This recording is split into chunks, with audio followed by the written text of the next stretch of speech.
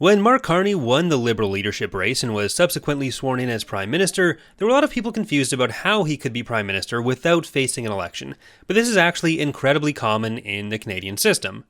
When Justin Trudeau announced his resignation, it was basically guaranteed that a new Prime Minister would be sworn in without an election, at least temporarily.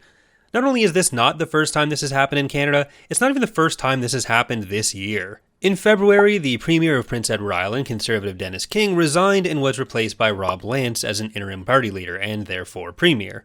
In fact, most incumbent First Ministers in Canada began their first mandate in a similar way. You have Mark Carney and Rob Lance, but also Yukon's Ranj Pillai, David Eby of British Columbia, Danielle Smith in Alberta, PJ Akiagok in Nunavut, Andrew Furey in Newfoundland, and Scott Moe in Saskatchewan. It makes sense when you think about it. We vote for a member of parliament or member of the legislature, not for the prime minister directly. So the first minister is, by convention, the leader of the party with the most seats or which can control the confidence of the House. For this kind of change of first minister to never happen, the only way for a party to get a new leader and for a prime minister to lose their job would be for every incumbent to have to run until they lose. They wouldn't be allowed to resign, and there'd have to be some kind of weekend at Bernie's situation for the ones who die in office. In any situation, for a government to form this way and actually pass legislation, they do have to hold the confidence of the House, which means the elected members have to support this person being Prime Minister, essentially. They can't face a confidence vote when Parliament is prorogued, as it was over this federal leadership race and during some prior leadership races for a governing party, like when the Ontario Liberals replaced Premier McGuinty in 2012. But even assuming a First Minister could take office and then make the Governor-General agree to prorogue Parliament indefinitely, many key policy items would still require Parliament to be in session to pass, meaning they still need the elected officials on board, and the power of the Prime Minister would be significantly limited. Sticking with Prime Ministers alone, this is how 4 of the last 8 entered office. Carney on Justin Trudeau's resignation, Paul Martin on Jean Chrétien's resignation, Kim Campbell on Brian Mulroney's, and John Turner on Pierre Trudeau's. Carney is also not unique in not holding a seat in the legislative body when becoming Prime Minister.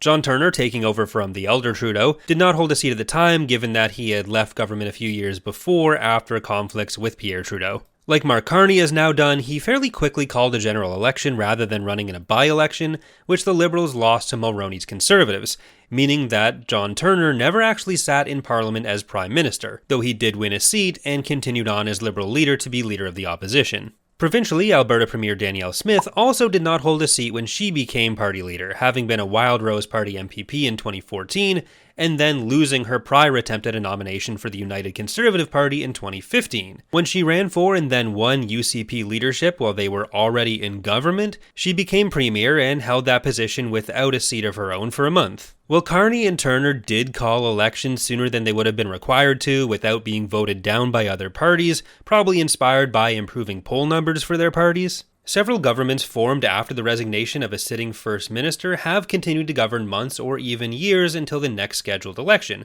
or at least close to it, including many of the examples we've at least briefly talked about today, like Paul Martin and Danielle Smith, whose parties held a majority when they took over, and so they didn't face much chance of losing a confidence vote. Dalton McGuinty's replacement in Ontario in 2013 was Kathleen Wynne, who governed for almost a year and a half in a minority government before improving to a majority in 2014.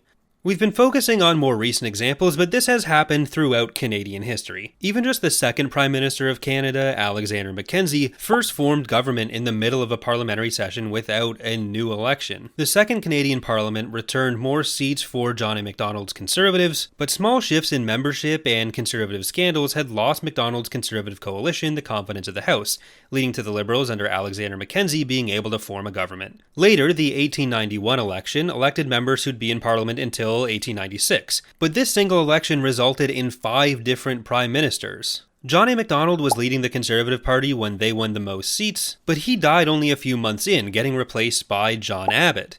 Abbott was never actually a member of Parliament at all, instead leading the party from the also unelected Senate until he retired soon after gaining party leadership, getting replaced by John Sparrow Thompson, who had a heart attack in 1894, 2 years after becoming prime ministers, becoming the second prime minister to die in office in a single session. He was replaced by another senator, Mackenzie Bowell, the last senator to be prime minister and who himself faced a cabinet revolt, leading to the fifth and final prime minister from this session, Charles Tupper, who led the Conservatives into the next election and lost. So not only were there 5 prime ministers from one election, it includes the only 2 to die in office, John A. Macdonald and John Thompson, and the only 2 senators to be prime minister, John Abbott and Mackenzie Bowell. And keep in mind too, including Mark Carney, we've only had 24 prime ministers, so this is a huge chunk of them. Moving forward through history, we can add Arthur Mahan twice, Louis Saint Laurent, and Pierre Trudeau to this list of mid-session switches, for a total of 12 prime ministers, exactly half, who became prime minister without facing an election as party leader, spanning all ends of the political spectrum, at least among parties who have been able to form government. You can argue whether there ought to be some kind of requirement stronger than convention for a general election to be called in order to grant a new government a mandate. Honestly, that would probably be something I would support. Given how influential the prime minister is, even though it's not a directly elected position, it's something people will always consider when voting for their local candidates. I think anyone who downplays the importance that party leaders have in how people make these choices is focusing a bit too pedantically on the fact that you do only vote for your local member. But it's certainly not a new phenomenon, and it's definitely not part of the WEF's communist takeover of Canada or whatever. Like I mentioned towards the start of the video, there are limits on what this means a prime minister can do getting into office in this way. That's going to do it for today though. Thank you for watching, and remember to leave a like and subscribe for more if you've enjoyed the video.